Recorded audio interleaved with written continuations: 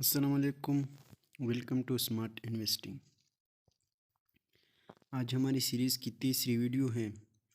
आज हम equity and date के बारे में जान लेंगे कि इक्विटी और डेट क्या चीज़ होती है। जब आप कोई एसेट को ख़रीदते हैं जैसा घर या कार, तो आपको फ़ंड की ज़रूरत होती है। इस तरह जब आप किसी बिज़नेस वगैरह में इन्वेस्ट करना चाहते हैं तो भी आपको फ़ंड की ज़रूरत होगी। कोई भी फंड रेजिंग या इन्वेस्टमेंट दो पार्ट में डिवाइड होती है, एक इक्विटी और दूसरा डेट। जब आप फंड रेज करते हैं तो आप इक्विटी या डेट की सूरत में कर सकते हैं। सिमिलरली आप इन्वेस्टमेंट भी दो तरह की कर सकते हैं।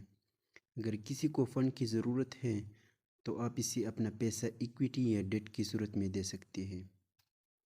तो इसी वीडियो में हम यही समझते हैं कि इक्विटी और डेट होता क्या है और काम कैसे करता है। इक्विटी का माना है ओनरशिप।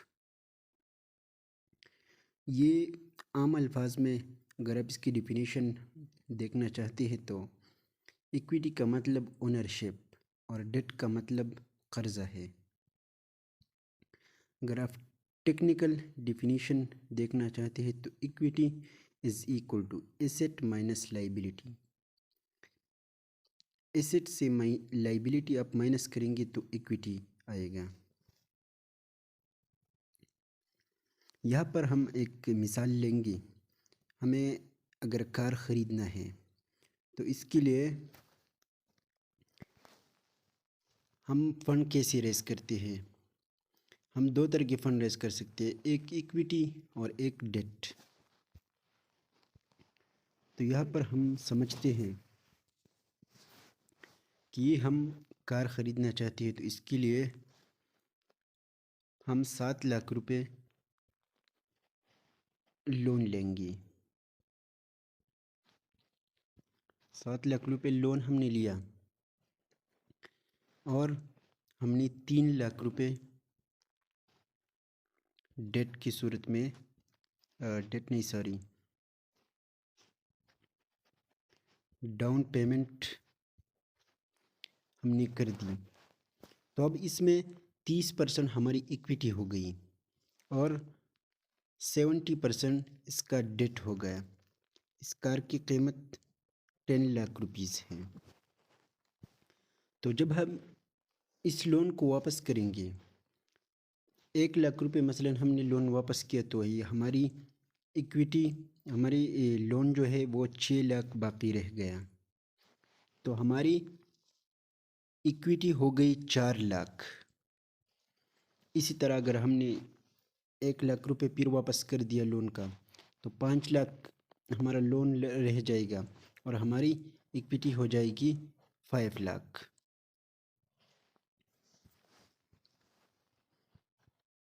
इसी तरह हम एक घर का मिसाल लेते हैं। ये घर है, इसकी कीमत 1 करोड़ है। 1 करोड़ इसकी कीमत है और हमने 70 लाख लोन लिया और 30 लाख हमारी इक्विटी हो गई। हमने डाउन पेमेंट किया तो इसमें हमारी 30% इक्विटी हो गई, 70% इसकी डेट हो गई। इसी तरह जब हम 10 लाख रुपए हमने वापस कर दी लोन की तो हमारी इक्विटी हो गई 40 लाख। यही सिलसिला जारी रहेगा। जितना हम लोन भरते जाएंगे हमारे इक्विटी के पोर्शन जो है वो ज़्यादा हो जाएंगे। आप किसी भी बिज़नेस के लिए ये कंसेप्ट अप्लाई कर सकते हैं। अब यहाँ पर हम एक मिसाल लेते हैं। हमने एक रेस्टोरेंट खोल दिया है और इस रेस्टोरेंट के लिए हमने 1 करोड़ रुपए रेस करने हैं। तो 1 करोड़ रुपए में हमने 60 लाख रुपए 60 लाख रुपए हमारी इक्विटी की हो गई। 60 लाख रुपए हमने, दो पार्टनर हैं, 30 लाख रुपए हमने इसमें डाल दी, इस बिज़नेस में, और 40 लाख रुपए हमने लोन लिया।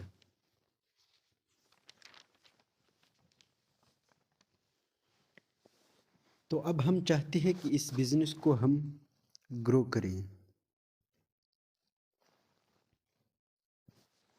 अब हम चाहते हैं कि हम इस बिज़नेस को ग्रो करें, तो हम इसके लिए और फंड रेज करना चाहते हैं। हमने 2 करोड़ रुपए फंड रेज किया।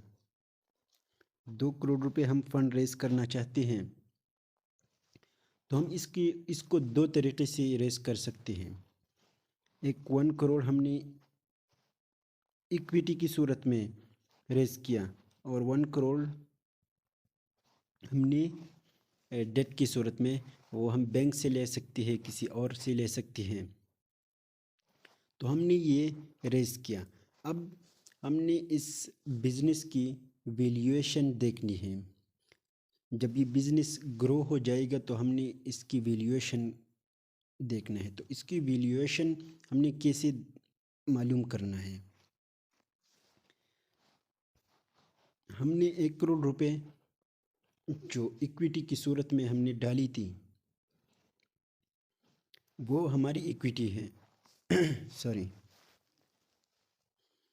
और हमने जो 1 करोड़ रुपए फंड रेज की थी, वो हमने 10 इन्वेस्टर से रेज की थी। 10 इन्वेस्टर से हमने ये फंड रेज किया था, और हर इन्वेस्टर की 1% उसको हमने शेयर दी, यानी टोटल हमने 10% इक्विटी दी। ये इक्विटी हमने इनको अपनी ओनरशिप जो है वो डाइल्यूट किया। हमने इसकी डाइल्यूशन की, यानी इनको अपनी कंपनी की 10% शेयर्स इनको दी। और जो 1 करोड़ रुपए हैं वो हमने डेट की सूरत में हमने इकट्ठी की, फंड रेज की। तो अब जो ये 10 इन्वेस्टर है, ये 10 इन्वेस्टर जो है इसके पास 10% इक्विटी हो गई। 10% इक्विटी इनके पास हो गई, और प्रोमोटर के पास 90% इक्विटी हो गई। अब आपने जो 1 करोड़ रुपए इन्वेस्टर से पैसा रेस किया है, ये आपको वापस नहीं करना पड़ेगा, बल्कि आपने इनको कंपनी का 10% हिस्सा दिया। और जब फ्यूचर में आपकी कंपनी के शेयर की प्राइस ज़्यादा होंगी तो उनको फ़ायदा होगा। लेकिन जो आपने 1 करोड़ डेट लिया है बैंक से, इस पर आपने इंटरेस्ट देना होगा। यही डिफरेंस है इक्विटी और डेट का। यही डिफरेंस है कि इक्विटी जो आपने ली है वो आपकी कंपनी में हिस्सेदार हो गई। जब फ्यूचर में आपकी कंपनी की प्राइस बढ़ेंगी तो उनको भी फ़ायदा होगा। और जो आपने डेट लिया है, डेट जो आपने लिया है आपकी कंपनी में, इसका कोई हिस्सा नहीं होगा, लेकिन आपने इसको इंटरेस्ट समेत वापस कर देना है। यहाँ पर इक्विटी और डेट की डिफरेंस देख सकते हैं। Equity money not to be directly return to investor. ये जो है इन्वेस्टर को जो पैसा है वो डायरेक्टली हमने रिटर्न नहीं करना होता है, लेकिन वो हमारी कंपनी में हिस्सेदार हो गई। जब प्राइस बढ़ेगा तो उनको फ़ायदा होगा। और डेट जो है वो लेंडर को रिटर्न करना होगा।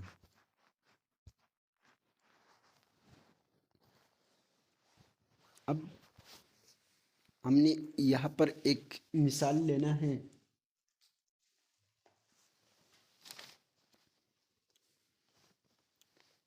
आपने एक रेस्टोरेंट का चेन बना लिया।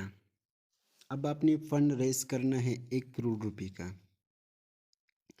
तो आपने आपने जो 1 करोड़ रुपए इक्विटी की सूरत में रेज की थी, 1 करोड़ रुपए आपने जो इक्विटी की सूरत में रेस की थी, उस पर आपने कोई इंटरेस्ट नहीं देना है, वो आपकी कंपनी में हिस्सेदार होगी। लेकिन आपने जो 1 करोड़ रुपए डेट लिया था, इस पर आपने 12% इंटरेस्ट देना है। मिसाल के तौर पर आपने 12% इंटरेस्ट उस पर देना है। अब शेयर होल्डिंग पैटर्न जो है वो ऐसे बनेगा कि 90% प्रोमोटर के पास होगा और 10%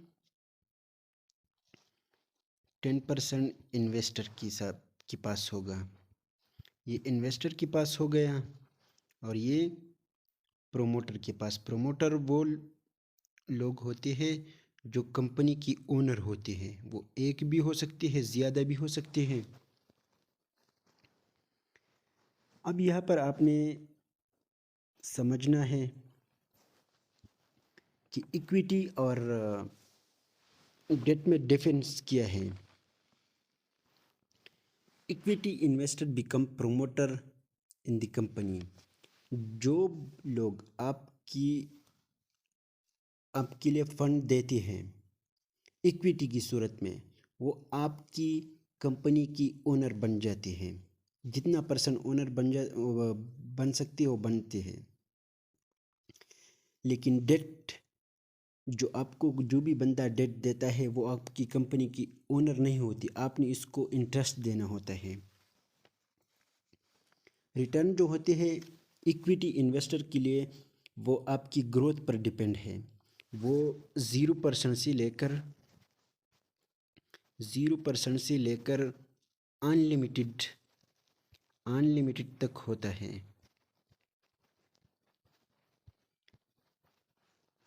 अनलिमिटेड तक होता है। और जो डेट इन्वेस्टर है उसको फिक्स्ड रिटर्न दिया जाता है। रिस्क जो है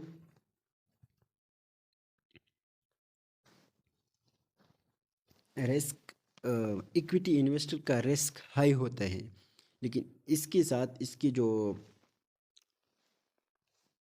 रिटर्न है वो भी ज़्यादा है। इक्विटी इन्वेस्टर जो है वो अपना 100% पूरा पैसा लूज़ कर सकते हैं। अगर कंपनी बैंकरप्सी पर जाता है तो अपना पूरा पैसा लूज़ कर सकता है।